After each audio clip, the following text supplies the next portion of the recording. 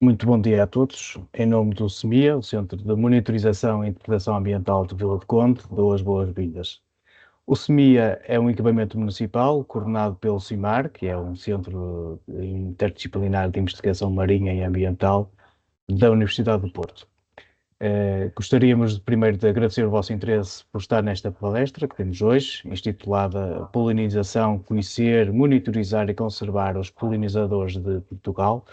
Hoje temos connosco a doutora Eva Monteiro, que é investigadora no projeto Polinização, que é um plano de ação para a conservação e sustentabilidade dos polinizadores de Portugal, pertencente à Universidade de Coimbra, a quem agradeço desde já a sua disponibilidade para estar connosco hoje.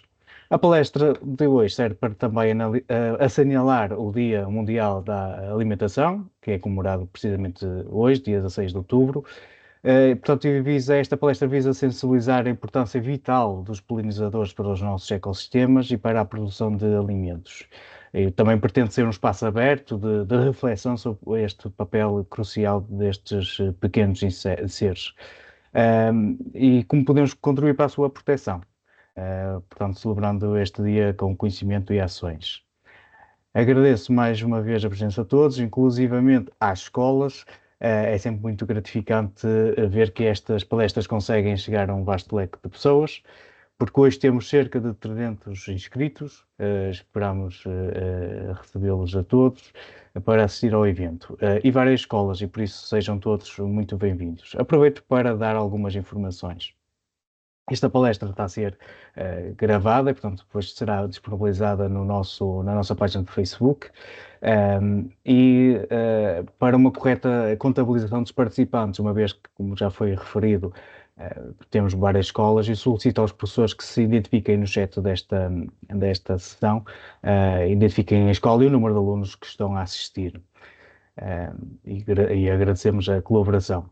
Para a emissão do certificado de participação no final, eu solicito, portanto, essas informações serão dadas ao longo, no decorrer da palestra, mas solicitamos que o pedido seja feito por e-mail no final da palestra. Mas é indispensável que o perfil do utilizador seja o primeiro e o último nome que deverão constar no certificado para facilitar o processo de emissão. Bem, voltando à palestra, sem os polinizadores, a nossa alimentação seria drasticamente reduzida em quantidade, em qualidade e diversidade. Portanto, é com este ponto de partida que, sem mais demora, passo então a palavra à doutora Eva Monteiro. Muito obrigado. Olá, muito obrigada, antes de mais, ao CEMIA de Vila do Conde pelo convite e a todos os participantes. Estou super contente por estar aqui tanta gente, estou a ver aqui 100 pessoas já, e pelas escolas também é muito importante que esta mensagem chegue a todo o lado. Portanto, eu tenho uma pequena apresentação de meia hora, mais ou menos, e, e depois passaremos a uma conversa com perguntas e respostas. Vou então partilhar a minha apresentação.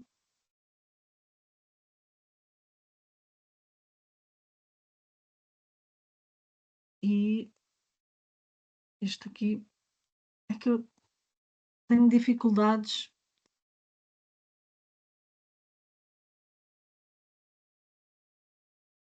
Já está? Ainda não, já está grande. Pronto. Então, estou aqui em representação da Universidade de Coimbra e do Centro de Ecologia Funcional, mais propriamente, e quero falar de polinizadores, mas também um bocadinho do projeto Polinização, que é como nós chamamos, porque é a ação para os polinizadores, que termina agora, começou em 2023, em setembro de 2023, e termina agora no fim deste mês, e que consiste precisamente na realização, no planeamento de um plano de ação para os polinizadores. E para isso, o que é que nós temos que fazer? É conhecer, monitorizar e proteger os polinizadores. E também, claro, dar a conhecê-los, dar a conhecer os polinizadores a todas as pessoas interessadas e a sua importância. E é disso que eu vos vou falar um bocadinho hoje. Portanto, no fundo é isto que eu vou falar, polinização, neste caso mesmo polinização e polinizadores. Qual é o contexto destes organismos em termos internacionais, o facto de estarem ameaçados? E depois vou falar um bocadinho do plano de ação, do programa de monitorização que nós queremos implementar, e aliás temos que implementar por causa das diretrizes europeias a partir de 2027, e do que é que nós fizemos ao longo deste projeto em termos de sensibilização e ecoliteracia. Portanto, começando por o que é a polinização é, no fundo, é um processo biológico essencial à vida da Terra e essencial à nossa alimentação, que consiste na transferência do pólen da parte masculina de uma flor para a parte feminina. Idealmente, para haver diversidade genética, isto deve acontecer entre flores diferentes, entre o mesmo indivíduo, não é? A mesma espécie, mas plantas diferentes. Portanto, a polinização pode ser feita, isto aqui agora para os meninos das escolas, pode ter duas origens principais, dois tipos, é considerada, chamada polinização abiótica, no caso de ser realizada esta transferência de pólen ser feita através do vento ou da água, de elementos bióticos, digamos, e é chamada polinização biótica, quando é feita através de animais. São sempre animais, podem ser diferentes tipos de animais. Como vocês podem ver, a maior parte da polinização é feita através é biótica, portanto, é feita através de um veículo animal, que no caso da Europa e de Portugal, são normalmente insetos. E então, o que acontece, isto é uma relação mutualística, simbiótica, mutualística, isto é, ambos os organismos têm benefícios e a planta beneficia-se da polinização feita pelo inseto, porque só através da polinização é que ela é capaz de se reproduzir e de produzir semente e o fruto, que normalmente o fruto é aquilo que envolve a semente. A semente é o embrião da nova planta que vai aparecer futuramente. Portanto, sem polinização nós não temos sementes, mas também não temos frutos e novas plantas que são essenciais à nossa alimentação. O inseto, o polinizador, neste caso o inseto, recebe alimento. Os polinizadores são atraídos pelas flores, aliás, as flores bonitas e cheias de cores e de cores que nós nem vemos, emitem comprimentos de onda ultravioletas que nós não conseguimos ver, mas que os polinizadores, os insetos polinizadores conseguem ver, evoluíram em conjunto com os polinizadores para fazer esta troca, não é? E, portanto, as flores existem para atrair os insetos que vão lá alimentar-se e depois, nesse processo, fazem a polinização. É um processo que evolutivo tem mais ou menos, desde que apareceram as plantas com flor, tem mais ou menos 400 milhões de anos. Portanto, é um processo muito, muito antigo na história da vida da Terra. Como eu já disse, em Portugal e na Europa, há exceções, não é? Também há alguns casos de aves, já que se sabe que fazem polinização na Europa e de répteis também, em ilhas principalmente, mas a grande, grande maioria dos polinizadores são insetos e são reconhecidos principalmente pelas pessoas, três grandes grupos, que são as abelhas, as moscas das flores, que é uma família de moscas, e as borboletas. E quando eu estou a falar aqui de borboletas, estou a falar de borboletas diurnas e de borboletas noturnas. Aliás, a grande maioria mesmo dos polinizadores, em termos de diversidade, são as borboletas noturnas. Vocês podem ver aqui do lado direito do ecrã que é a diversidade em termos de número de espécies. Eu, quando falo de diversidade, estou sempre a falar em número de espécies, dos diferentes grupos, só daqueles que nós consideramos os principais polinizadores, e isto é só em Portugal. Portanto, há 746 espécies de abelhas, 221 cirfídeos, 148 borboletas diurnas e 2.600, e provavelmente mais, porque estão sempre a aparecer novas, borboletas noturnas. Mas, além destes, aqueles que são considerados, destes 4 grupos, que são considerados os principais grupos de insetos, ainda temos outros insetos que fazem polinização e que não são tão bem conhecidos e que provavelmente também serão para aí uns 3.000. E que incluem vespas, moscas que não são estas moscas, os cirfídeos, moscas das flores, escaravelhos. Os escaravelhos é o grupo de organismos com mais diversidade no planeta e naturalmente em Portugal há para aí umas 15.000 espécies diferentes de escaravelhos e naturalmente todos os escaravelhos que visitam as flores também contribuem para a polinização. E percevejos, há vários outros insetos que vocês se calhar nunca ouviram falar, que são os tripes, assim, mesmo os neurópteros, uma grande diversidade de insetos. Claro que para nós termos uma polinização eficiente e eficaz, quanto maior a diversidade de insetos polinizadores nós tivermos, maior vai ser esse serviço que nós chamamos de serviço de polinização. É este transporte do pólen de uma planta para a outra, de uma flor para a outra, da mesma espécie de planta. E eu a seguir vou falar de valores em termos de dinheiro, mas quanto é que vale em euros, que é o que os Homo sapiens percebem, é valor em euros.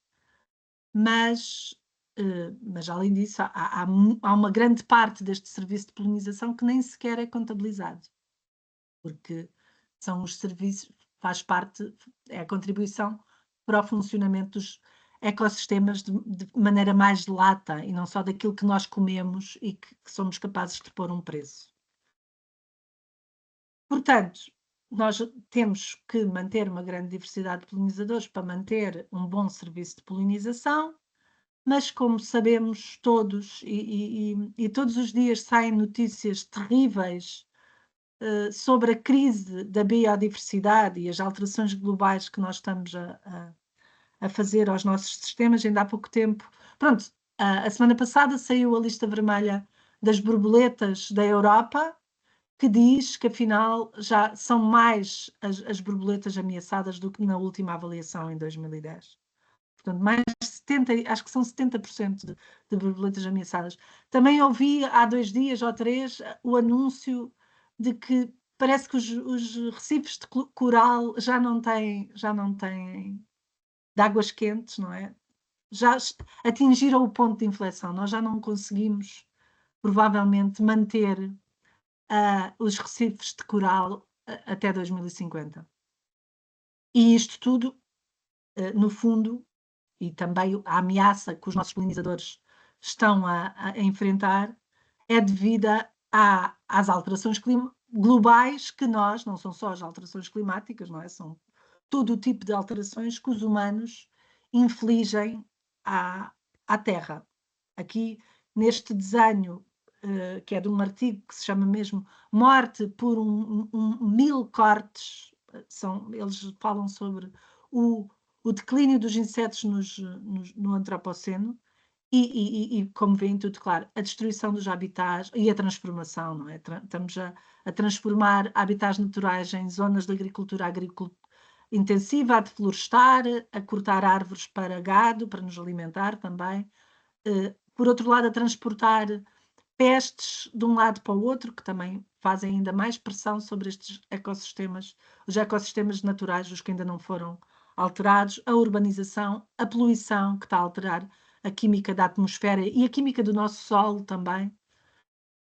E, claro, as alterações climáticas, que todos já ouvimos falar há tanto tempo e que também são mais uma pressão sobre esta degradação dos habitats que nós estamos a assistir para os insetos. Aqui estamos a ver o que é que acontece, é o declínio da biodiversidade, todos nós já sabemos, tem havido desde nos últimos 50 anos o declínio é geral em todos os habitats e para todos os organismos da Terra. E claro que isso também se está a refletir nos insetos e nos insetos polinizadores. Claro que não há tantos dados, porque não há estudos de longa duração que estudem insetos, com exceção das borboletas. As borboletas temos um esquema de monitorização de borboletas diurnas na Europa, no mundo, que vem contando, com a ajuda de voluntários, borboletas em diversos sítios e que já nos permite ver que nós também que também as borboletas estão a decair. Neste caso deste gráfico, é um indicador das borboletas de prados. Os prados, isto é europeu, este é a nível europeu, incluindo Portugal. E os prados, de facto, é um habitat que está a desaparecer, ou porque está a haver intensificação da agricultura nesses habitats, ou porque estão a ser abandonados e eles evoluem para matos e então já não são bons nem para as borboletas dos prados, nem para todos os insetos. E, de facto, está-se a ver um declínio na ordem, neste gráfico é na ordem de mais ou menos dos 30%. Entretanto, já saiu já fizeram um novo indicador, este Grassland Butterfly Indicator, que diz que já estamos na ordem dos 50% de declínio neste tipo de borboletas, que também indicam um tipo de habitat, que é um habitat muito bom para os insetos. Os insetos, e principalmente para os insetos polinizadores. Os insetos polinizadores gostam de prados, onde há flores o ano inteiro. É isso que eles precisam. Claro, aqui estamos mais uma vez para ver de forma gráfica o que é que está a acontecer. No caso das borboletas e as abelhas já têm lista vermelha a nível europeu. Até as moscas das flores também têm. São dos polinizadores estudados há mais tempo. E já nós podemos dizer que 1 em cada 3 espécies de abelhas e borboletas sofre declínio populacional na Europa, isto é na Europa, e 1 em cada 10 espécies de abelhas e borboletas na Europa está ameaçada de extinção. E isso é algo para nos pôr preocupados se nós queremos manter a saúde dos nossos polinizadores, porque no fundo isto são espécies indicadoras também da diversidade e do estado de conservação desses outros polinizadores que são muito mais diversos. E porquê é que a diversidade dos polinizadores é importante? Eu já falei há bocado um bocadinho sobre isto, não é? Os polinizadores são essenciais para a segurança alimentar e para o bem-estar humano. Se não tivermos polinizadores, não temos grande parte das nossas culturas de que nós nos alimentarmos. Portanto, na Europa, mais ou menos, isto claro que varia de região para região conforme aquilo que é produzido, 75% das culturas agrícolas dependem de alguma maneira de polinizadores. Portanto, aqui estamos a ver exemplos: maçãs, tomates, kiwis, morangos e até o girassol precisam de polinizadores para haver a reprodução e não só para a reprodução, mas também para a qualidade do fruto, em termos de formato, mas até de valor nutritivo. Há estudos que provam que sítios com uma menor diversidade de polinizadores fazem com que os frutos não estejam tão bem formados e não tenham tanto valor nutricional para os humanos. Em Portugal, dos estudos que há menos estudos do que no resto do mundo, mas sabemos que 26% da produção anual agrícola é devido aos polinizadores. Claro que isto tem a ver também com o tipo, já disse, do que é que se cultiva. Por exemplo, as gramíneas, não é? Os cereais são polinizados pelo vento. Nesse caso, se nós tivermos uma grande produção de cereais, a contribuição dos polinizadores vai ser menor. Em termos de dinheiro, lá está, de 1.000 milhões de euros, ou bilhões, como também se diz, para ver a importância dos polinizadores a nível mundial. Para mim até é difícil perceber tanto estes números tão grandes, mas 220 a 550 mil milhões de euros anuais, dinheiro que entra na nossa economia, mas só por custos diretos, isto é, o tomate em si, não, sem contar com aquilo, com os produtos que depois são transformados, não é? Os custos indiretos que nós podemos ter da produção agrícola. Portanto, é uma grande percentagem, imagino, eu, do PIB europeu. Depois ainda há a parte que se calhar ainda é mais importante, quer dizer, é tão importante. Claro que a alimentação humana também é importante para a nossa sobrevivência, mas a manutenção dos ecossistemas terrestres e, neste caso, a importância dos polinizadores para a reprodução das plantas silvestres é de 90%. 90% das plantas silvestres precisam dos polinizadores para se reproduzirem. E pronto, e estes serviços de ecossistemas como um todo, os serviços de regulação, que é, por exemplo, termos ar limpo, oxigênio para respirar, água limpa, também dependem dos polinizadores, porque dependem das plantas e as plantas dependem dos polinizadores.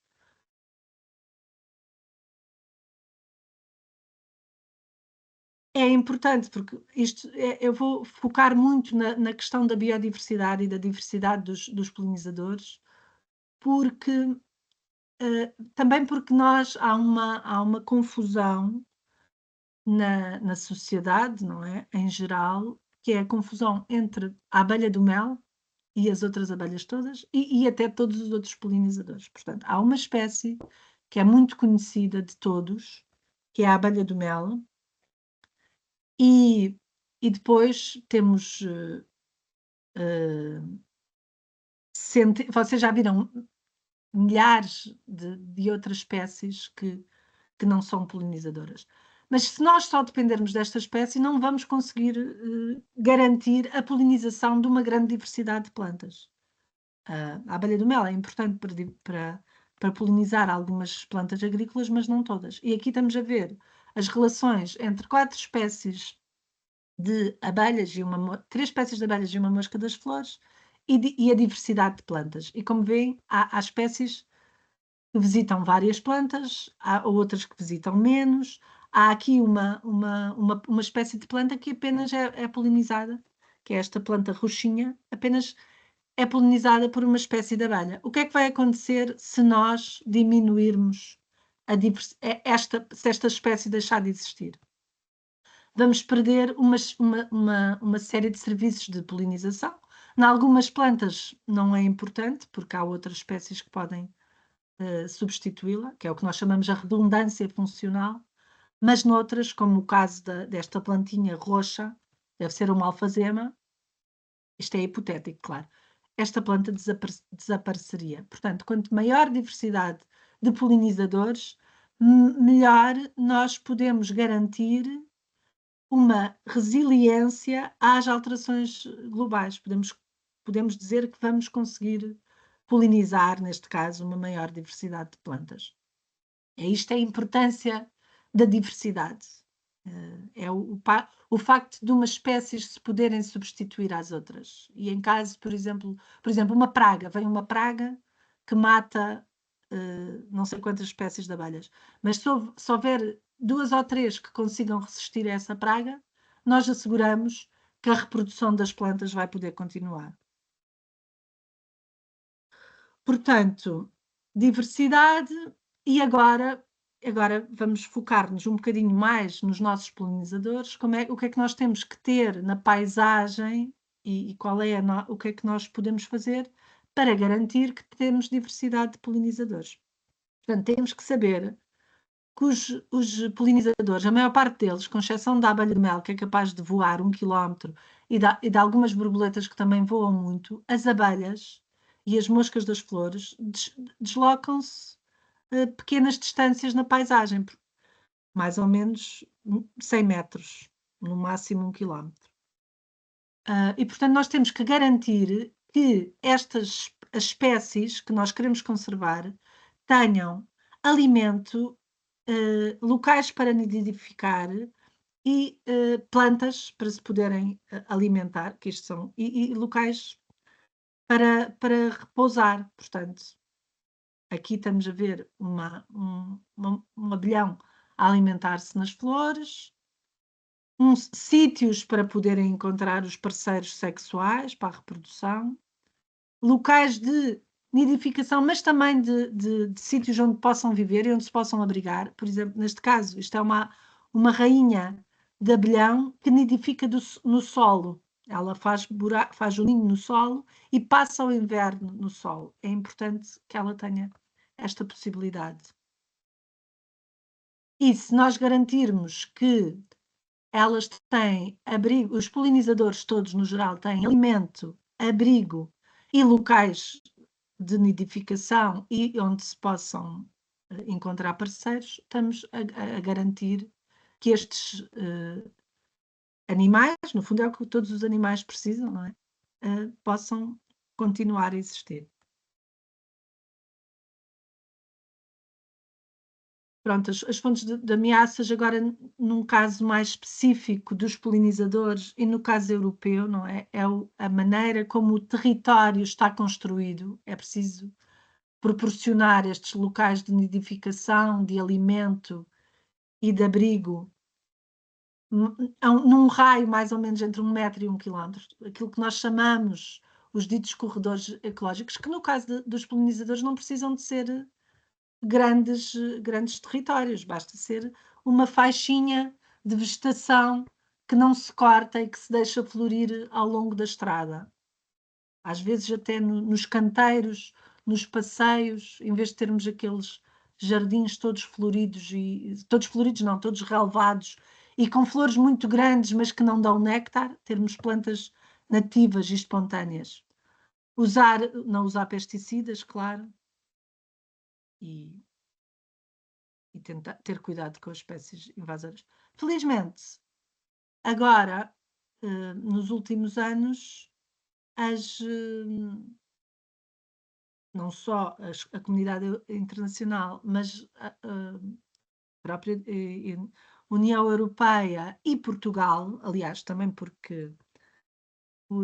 indicação da União Europeia, porque é obrigatório, nós temos que conservar os polinizadores. Vamos ter que ter planos de ação, planos de restauro da natureza, está tudo também relacionado com a nova lei do restauro da natureza, a Nature Restoration Law. E, além disso, vai ser preciso mesmo implementar medidas para melhorar o estado de conservação dos polinizadores, mas não só da natureza em geral, em áreas agrícolas, e vai ser necessário, obrigatório por lei, medir o declínio, porque é uma das coisas que nós só podemos saber, e também vai ser obrigatório, aumentar passar o estado de conservação dos polinizadores da Europa e de Portugal para um estado de conservação favorável. E nós só podemos saber se eles estão a aumentar, se as suas tendências populacionais, em vez de estarem a descer, estão a subir, se fizermos a monitorização. E é isso que a Europa obriga os Estados-membros a fazer, e entre eles Portugal. E depois também, felizmente, tem havido uma série de guias de boas práticas. Vocês podem procurar, se estiverem interessados o que é que se pode fazer pelos polinizadores. A Comunidade Europeia, a Comissão Europeia, aliás, fez uma série de guias, alguns deles até estão traduzidos para português, e o projeto de polinização também tem uma série de atividades e de guias. Fizemos um guia de plano de ação, vou falar a seguir, o guia de polinizadores, que também fala o que é que podemos fazer e que estará disponível. Pronto, agora vou falar um bocadinho mais desta questão do plano de ação que a Universidade de Coimbra, com a ajuda de uma série de entidades e intervenientes, não é? Partes interessadas, agricultores, pessoas do setor florestal, pessoas municípios, fizeram para tentar realmente escrever um conjunto de ações e medidas concretas para a conservação dos polinizadores em Portugal. Eu não vou entrar em muito detalhe para não ser cansativa, mas o objetivo do nosso projeto é, de facto, esta criação do plano de ação que possa ser implementado a diferentes níveis, não é? A diferentes níveis territoriais, desde o mais pequenino ao mais amplo, ao nível da paisagem, para conservar os polinizadores. E para isso, uma coisa muito importante é saber mais sobre os insetos polinizadores em Portugal. Portanto, há uma parte do nosso plano de ação que é aumentar o conhecimento e fazer ferramentas para que todos também possam saber mais sobre polinizadores.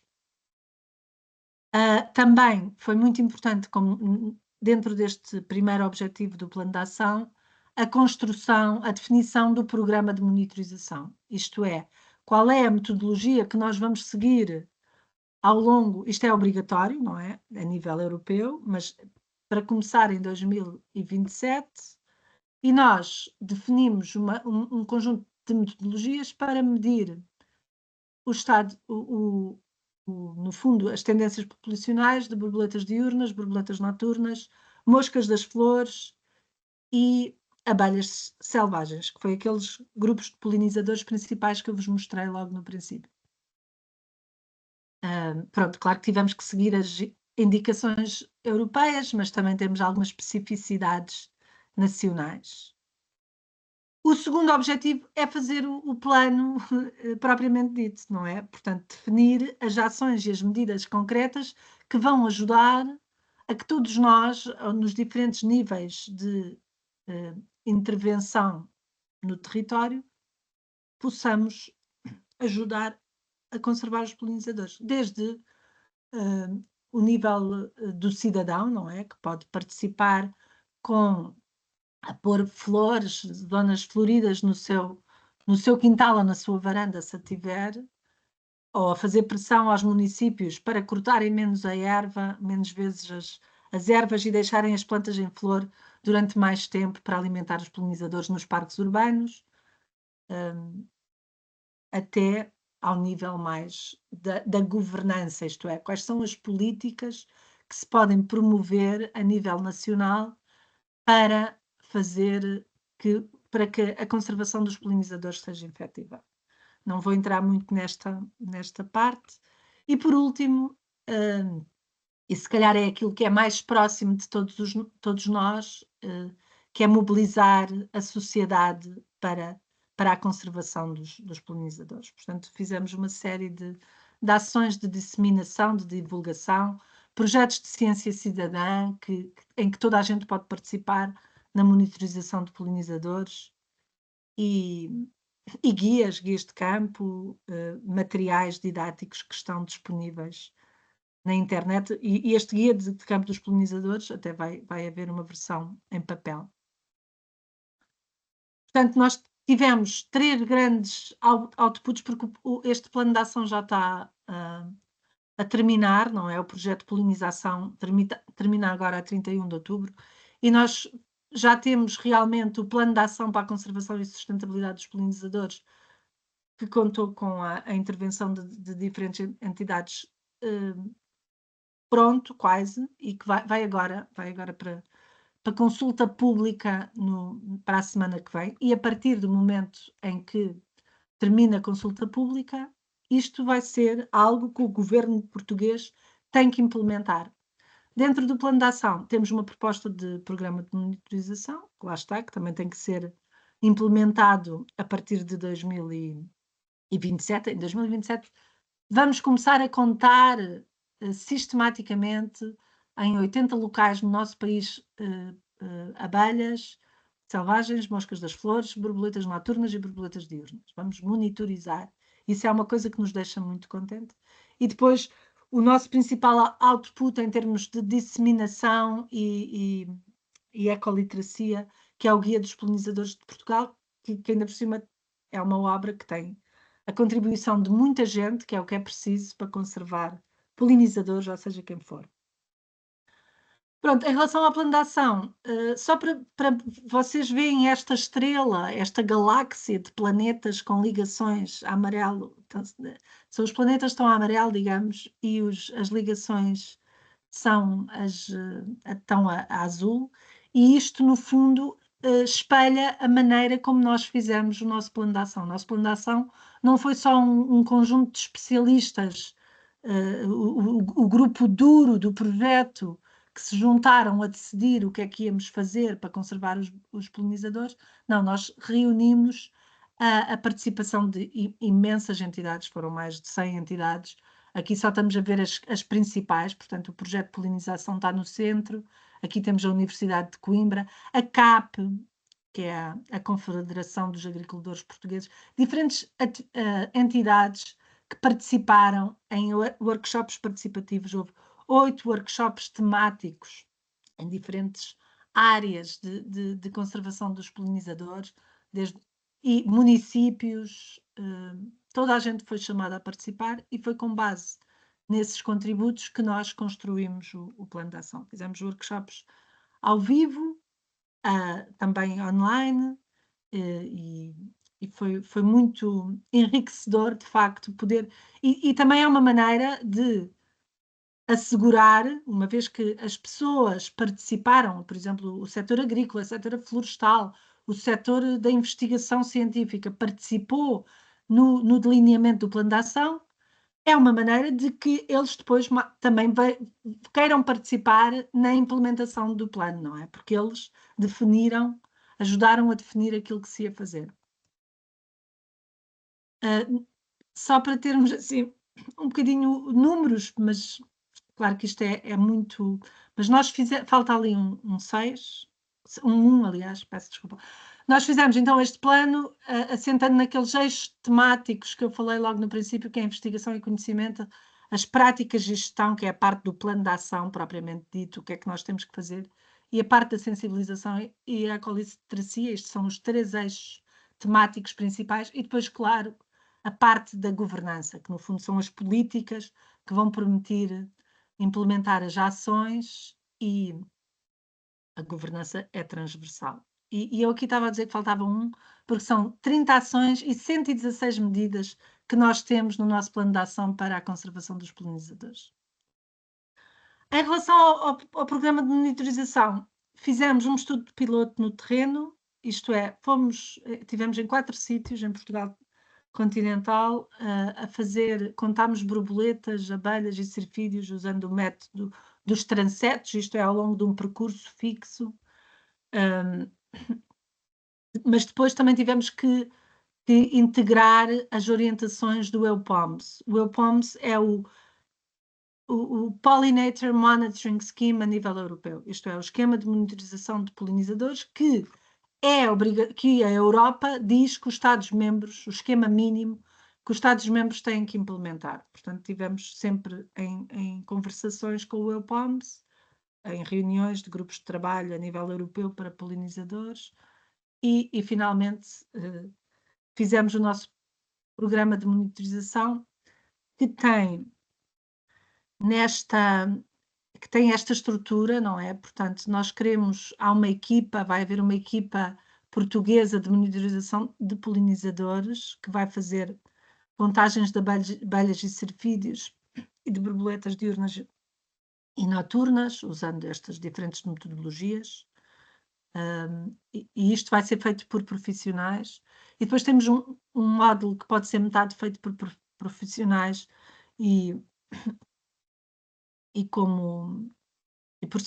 por voluntários também, que vai ser feito para fazer estes módulos que estão aqui, o A3 e o B1, que estão a tracejar, é porque não são obrigatórios pela Comunidade Europeia, mas que nós queremos implementar porque são relativamente fáceis e permitem-nos ter mais informação sobre os nossos insetos polinizadores, que de facto são pouco conhecidos, ao contrário da Europa. Depois temos 2 módulos de ciência cidadã que também não são obrigatórios no programa a nível europeu, mas que já estão em curso em Portugal e que nós queremos manter, que é o módulo das contagens de borboletas diurnas usando voluntários, que se chama o projeto Censos de Borboletas de Portugal, e o módulo das borboletas noturnas, que é o projeto Rede de Estações de Borboletas Noturnas de Portugal, que também há pessoas, cientistas, cidadãos, que instalam armadilhas luminosas para atrair borboletas noturnas para fazer a contabilização da abundância, da diversidade e a ocupação, isto é, em que sítios é que estão no nosso território.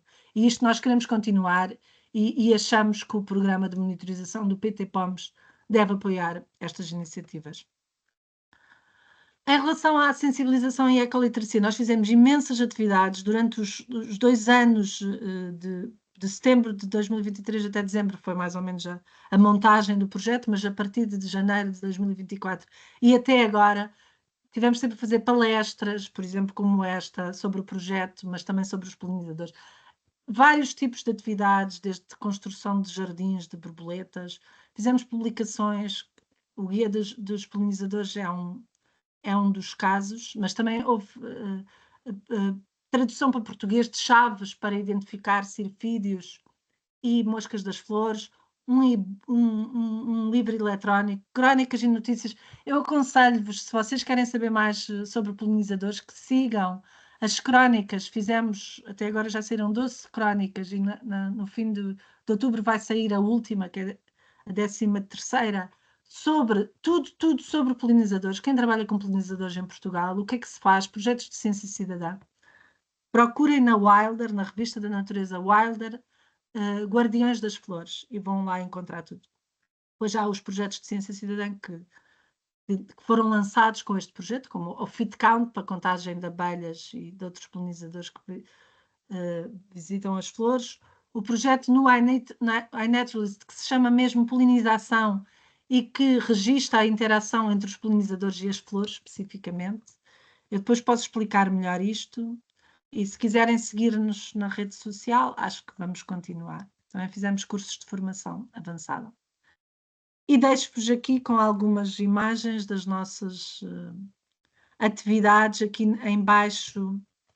Pronto, o projeto de polinização no iNaturalist, como veem, tem montes são observações que são interações diretas entre polinizadores e flores. Portanto, é como se fosse o que está no iNaturalist, que é uma plataforma de ciência cidadã para o registro da biodiversidade, mas neste caso, em vez de só registarmos o inseto ou a flor, podemos registar o inseto e a flor em conjunto.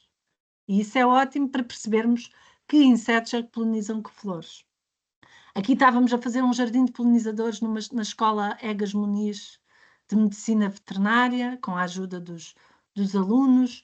Também fomos muitas vezes à televisão e aqui um curso de pessoas especialistas, aqui para identificar abelhas selvagens, pessoas, muitas delas que trabalham no ICNF, porque nós, para podermos implementar o nosso programa de monitorização, vamos ter que ter pessoas que saibam identificar abelhas, moscas das flores e borboletas, embora borboletas seja mais fácil. E, finalmente, queria deixar-vos com dizer que no próximo sábado vai sair o guia dos polinizadores de Portugal, o maior guia de polinizadores, até porque é o único, tem 222 espécies, relativamente comuns de todos os grupos e que estão todos convidados, se quiserem vir, é dia 18 de outubro, é este sábado, às 11 horas, na estufa tropical do Jardim Botânico da Universidade de Coimbra. Depois vai haver uma mesa de redonda e, portanto, podemos continuar esta conversa sobre polinizadores lá, se não ficar tudo esclarecido aqui, e sobre o projeto também. E pronto, eu penso que já disse tudo o que tinha a dizer. Espero que não me tenha estendido demasiado. Vou parar a partilha. Muito obrigado, doutora Eva. Foi de facto uma excelente apresentação.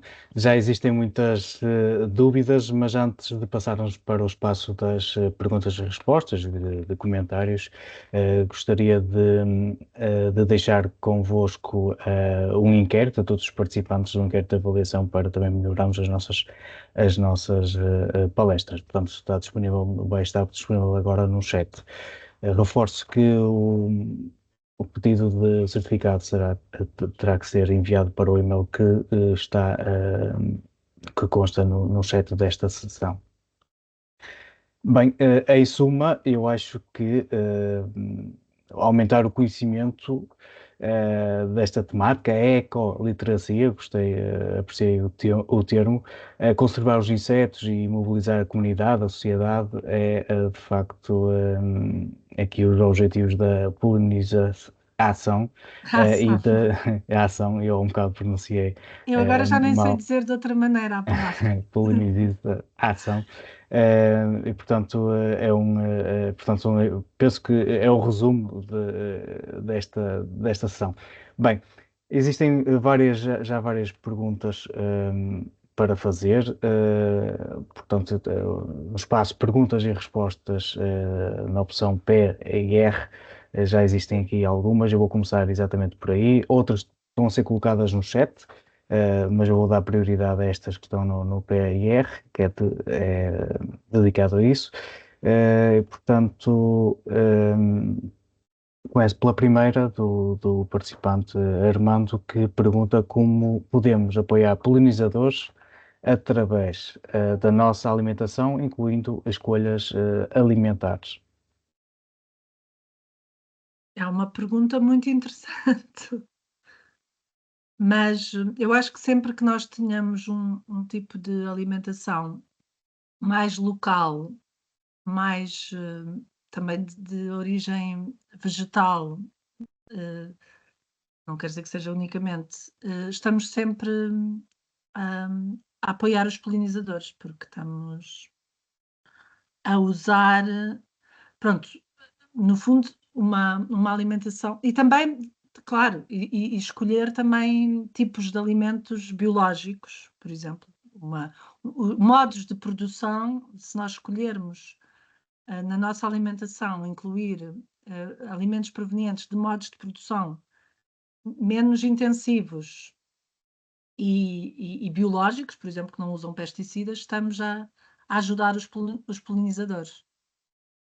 Hum, não sei se Obrigado. estou a ajudar, mas é isso, é tudo o que tem, no fundo, um bocado das mesmas preocupações que nós temos quando nos alimentamos em termos ecológicos, digamos, para ter uma alimentação mais ambientalista, digamos, acho que se podem aplicar aos polinizadores. Obrigado. Temos a questão do Diogo Silva. Mencionou que o projeto Poliniza a Ação estava para acabar. Quais outras iniciativas que existem ou vão existir aqui em Portugal neste âmbito? Pronto, este projeto em particular, o que queria era definir um plano de ação para a conservação dos polinizadores. E isso termina agora, mas há projetos, há iniciativas que foram lançadas que continuam, por exemplo, há uma rede, além da Universidade de Coimbra, que trabalha com polinização, os vários intervenientes de,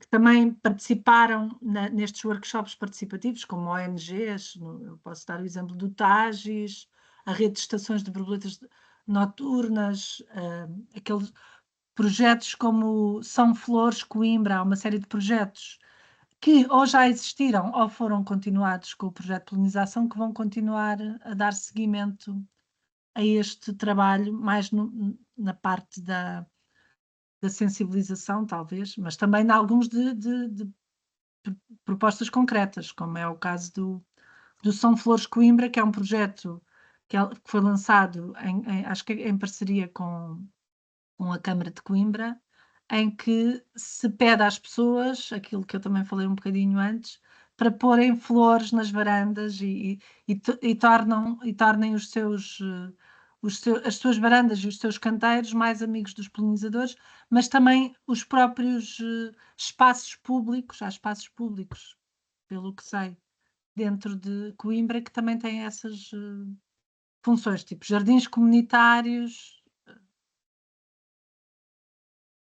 Portanto, é um bocado tentar, se nós na página, nós temos, a página do projeto vai continuar online, página web, polinização, estão lá todas as iniciativas que estão relacionadas com o polinizador e depois ainda há esta rede, que eu não, acho que não acabei de dizer há bocado, antes mesmo de se fazer o projeto de polinização, foi definida uma rede colaborativa, mais ou menos informal, não tem uma figura, que se chama Polinet.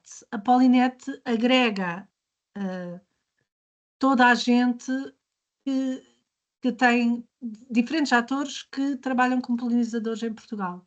Portanto, esta rede vai continuar a existir e vai ser possível continuar a fazer projetos usando polinizadores em Portugal com esta rede. Outra coisa que é importante saber é que, mesmo a nível europeu, a comunidade europeia tem a iniciativa europeia para os polinizadores, tem o novo New Deal for Pollinators, e, portanto, há uma série de projetos europeus, quer de capacitação, no caso, por exemplo, estes cursos que nós damos de formação avançada para identificar insetos, vão continuar a ser dados através de projetos europeus que querem capacitar pessoas para saberem identificar polinizadores. Portanto, já há um movimento, digamos, a favor dos polinizadores, que eu acho que vai continuar, independentemente deste projeto em concreto, que era definir um plano de ação e um programa de monitorização, acabar. Obrigado. Tenho outra questão da Leonel Freitas, que é, tenho outro maracujaleiro maior com muitas flores. No outro lado, que nunca deu nenhum. Fiquei-me pelas flores, que são muito bonitas. Tentei polinização manual, não sei se a executei bem. Junto desse, tenho várias flores, pus por lá sementes que supostamente flores que seriam atrativas aos polinizadores. Agradeço alguma sugestão. Eu não percebi bem, é um maracujá? Assim, Sim. Pois não, eu não sei exatamente a situação particular, mas claro que para já também tem que ver em que contexto é que está esse maracujá, não é? Nós temos que ver as coisas ao nível local, não é? Mas também ao nível da paisagem.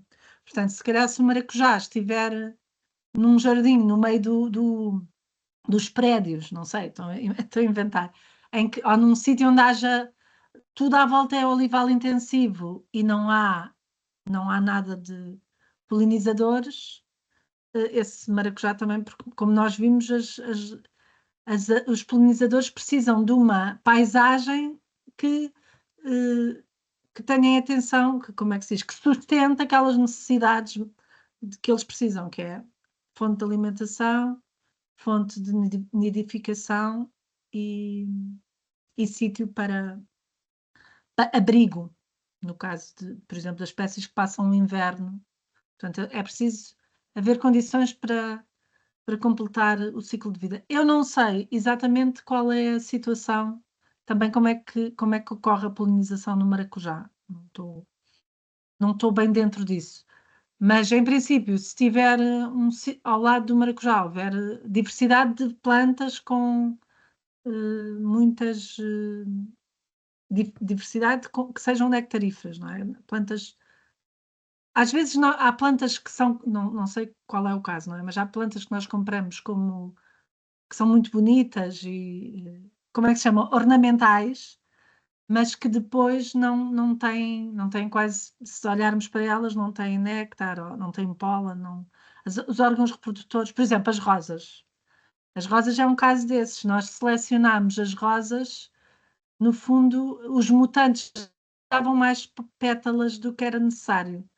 No caso das rosas na natureza, elas só têm 5 pétalas e no meio têm a zona reprodutiva. Nas rosas que nós cultivamos, é ao contrário. Há muitas pétalas e não há zona reprodutiva. Essas rosas não são boas para os polinizadores. Não sei qual é o caso concreto do maracujá, mas é isso.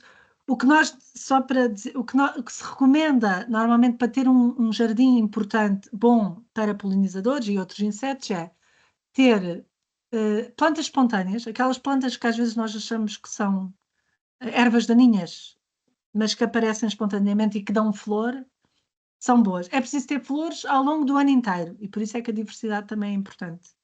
Não podemos ter só plantas que floresçam em março e depois não floresçam mais. Tem que florescer mais ou menos o ano inteiro, porque é para poder alimentar os polinizadores ao entender. Também há outras coisas que se calhar não são tão óbvias, mas que também são importantes. Por exemplo, zonas com água, depressões, as moscas das flores, por exemplo, para se reproduzirem, algumas espécies têm o ciclo de vida, a fase larvar é aquática. Portanto, se não houver água, mais ou menos pequenas poças de água, elas não se reproduzem. Madeira morta também é importante. Folhas, que não remover as folhas, deixar o solo coberto. E ter zonas de nidificação, que podem ser solo mais ou menos nu, ou paredes. Portanto, é preciso ter quase todo um ecossistema o mais silvestre possível. Obrigado. Eu tenho a seguir, tem uma questão do Armando, mas está com o dedo no ar. Eu vou perguntar se quer intervir de forma direta, porque pode fazê-lo. O Armando tem um póster muito bonito atrás. Armando, pode colocar a questão. Obrigado. Só que, se calhar tem que Tem o micro desligado.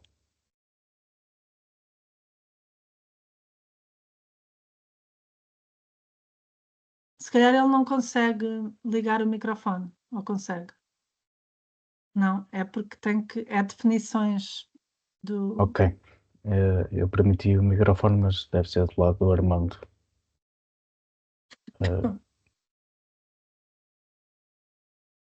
Bom, eu vou colocar a questão. Tu-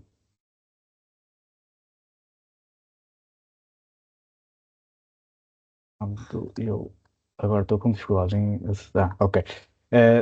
O Armando coloca esta questão. Tenho um terreno com 1500 metros quadrados que tem estado só com intervenção de corte de vegetação, cerca de um ano, depois de anos de monocultura de milho. Como podemos acelerar processos para polinizadores neste outono?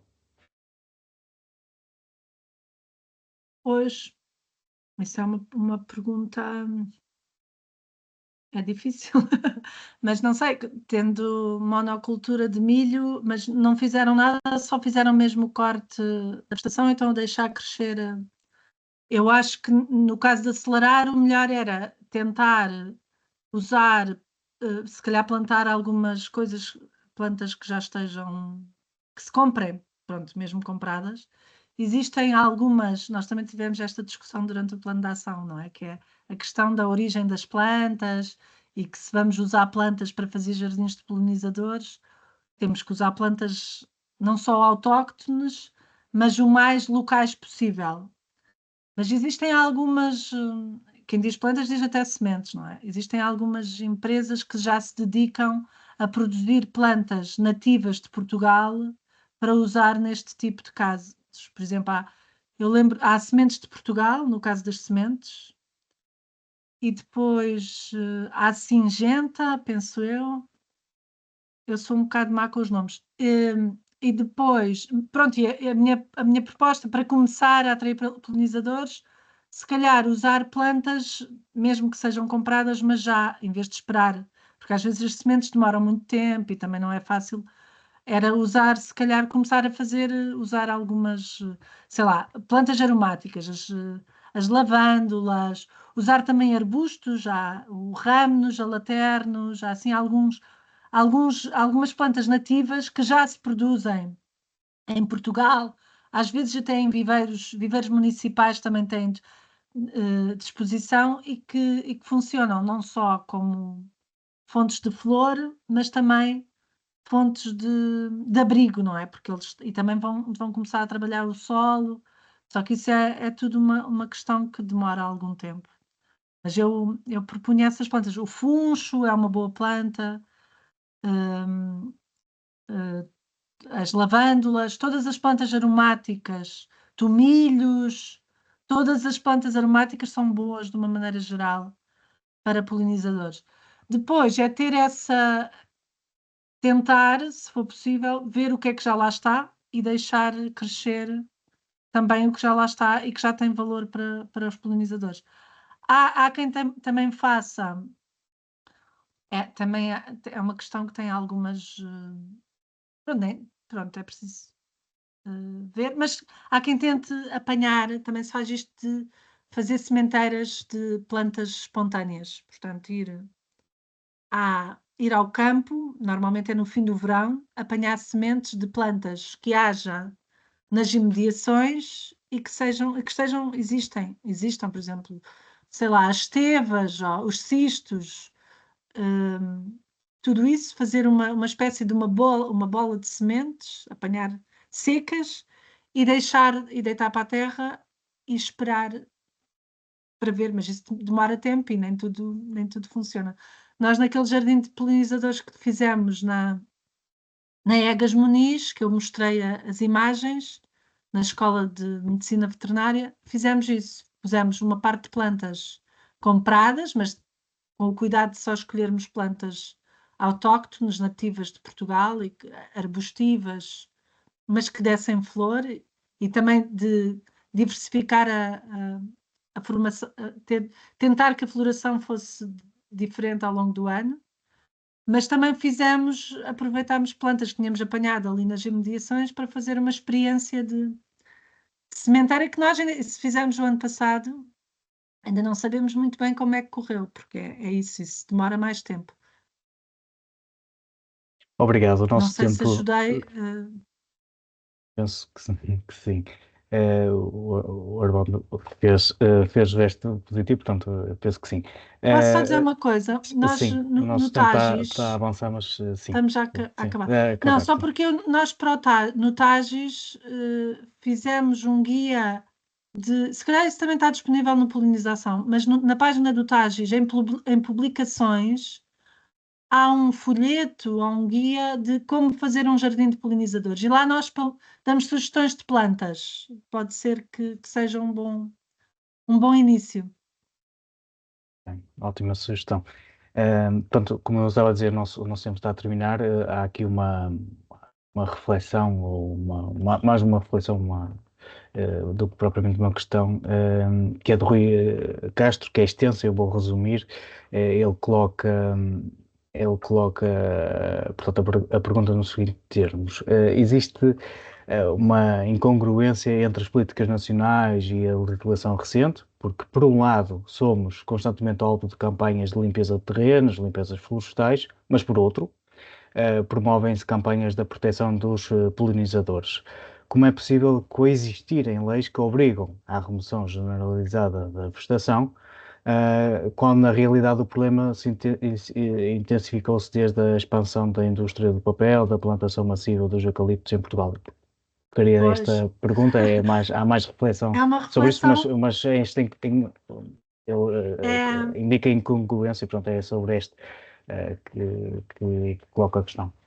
é muito pertinente e, de facto, é uma reflexão, é uma questão, no fundo, que surgiu em todos ou quase todos os workshops participativos que nós tivemos para construir o plano de ação, que é a incompatibilidade entre leis, por um lado, e depois a questão da força da indústria, não é? E dos interesses económicos que são mais fortes, de facto, e que não conseguem, porque esta lógica se for a lógica do lucro pelo lucro, realmente é incompatível com a conservação dos polinizadores. Agora, como é que isto se resolve? Eu não sei, mas certamente que para já tem que se falar sobre isso, sempre. E também um bocado aquele eixo transversal que nós propomos no nosso plano de ação, que é o plano da governança, que é o eixo da governança, o que nós tentamos fazer, as ações e medidas em relação à governança são essas, não tanto em relação ao sistema económico vigente, porque isso é mais difícil, mas tentar conciliar as diferentes leis, não é? Porque é isto que é preciso, é perceber como é que as diferentes leis, e não só. E também instrumentos, porque existem instrumentos, por exemplo, que já incentivam de alguma maneira uma agricultura mais amiga da biodiversidade e que podem ser canalizados para aos polinizadores, mas claro, que não há dúvida que isso é mesmo muito, muito complicado e pronto, acho que Obrigado. Pedro Moreira tem um comentário, portanto, não sabe que entidades é que foram consultadas relativamente a este plano de ação. No entanto, crê que as entidades que pensam o meio urbano, os projetistas, os urbanistas, arquitetos, deveriam ser considerados, inseridos neste tema. Os próprios regulamentos e legislação urbanísticas deveriam conter estas questões. Não sei se quer também comentar. É uma das coisas que nós também sugerimos na parte da governança, não é? Da implementação e na parte mais da ação, do eixo das práticas e medidas. E nós, de facto, tentámos, quer dizer, pelo menos em termos dos municípios, tentámos incluir diferentes municípios e para também termos essa ideia do território. E também acho que contactámos pessoas por exemplo, arquitetos paisagistas, pessoas que mais com responsabilidade no urbanismo. Nem sempre também tivemos resposta, não é? De todas as pessoas que nós contactamos, porque às vezes também não é fácil participar. Quer dizer, chegar às pessoas e também que as pessoas tenham disponibilidade, mesmo que queiram participar, que estejam disponíveis para aquele dia e para aquela hora. Mas houve essa preocupação.